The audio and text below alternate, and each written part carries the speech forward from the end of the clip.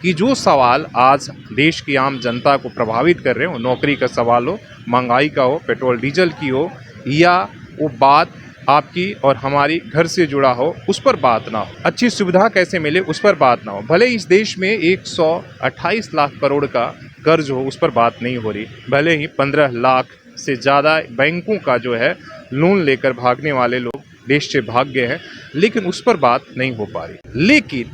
इन सब चिंताओं से दूर एक नफ़रत का दौर चल रहा है, जो हर चीज़ में हिंदू मुसलमान ढूंढ लेता है और कहीं ना कहीं हर चीज़ को एक अलग एंगल देने का बवाल काटा हुआ है। नया मामला आपने देखा होगा सोशल मीडिया पर, किस तरीके से हल्दीराम का नवरात्र वाला नमकीन को लेकर क्या बवाल चल रहा है, किस तरीके से बिना वजह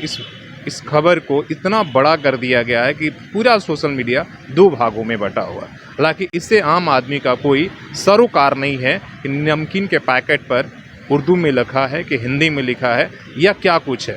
नफरतों का असर देखो, जानवरों का बंटवारा हो गया,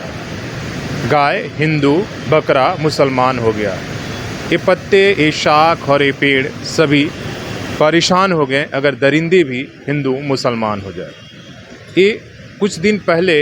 इस देश पर जो है जावेद जाफरी ने एक व्यंग किया था, लेकिन ये व्यंग जो है आज सही साबित हो रहा है। भले ही आप महंगाई से परेशान हो, आप पेट्रोल डीजल की जो बढ़ती दाम है उससे आप एकदम एक तरीके का जो है पूरी जनता जो उस चपेट में हो और वो तय नहीं कर पा रही हो कि रोज़मर्रा की जो चीज़ें हैं वो किस तरीके से किस जद्दोजहद से जुटाए। भले ही बेरोज़गारी और कोरोना काल से जो है बाज़ार और आर्थिक मोर्चे पर काफ़ी मंदी चल रही हो, लेकिन इन सब चिंताओं से दूर एक नफ़रत का दौर चल रहा है, जो हर चीज़ में हिंदू मुसलमान ढूंढ लेता है और कहीं ना कहीं हर चीज़ को एक अलग एंगल देने का बवाल काटा हुआ है। नया मामला आपने देखा होगा सोशल मीडिया पर, किस तरीके से हल्दीराम का नवरात्र वाला नमकीन को लेकर क्या बवाल चल रहा है।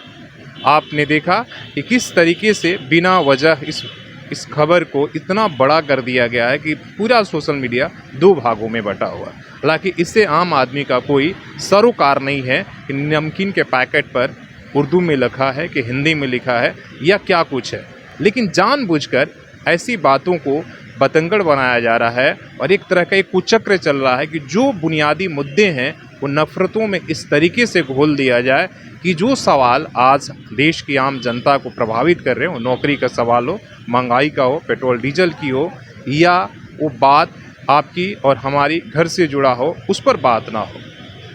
अच्छी सुविधा कैसे मिले उस पर बात ना हो, भले इस देश में 128 लाख करोड़ का कर्ज हो उस पर बात नहीं हो रही, भले ही 15 लाख से ज़्यादा बैंकों का जो है लोन लेकर भागने वाले लोग देश से भाग गए हैं, लेकिन उस पर बात नहीं हो पा रही। बात वो कहां से कहां ले जाकर एक किया था। और आप देखिए कि आज क्या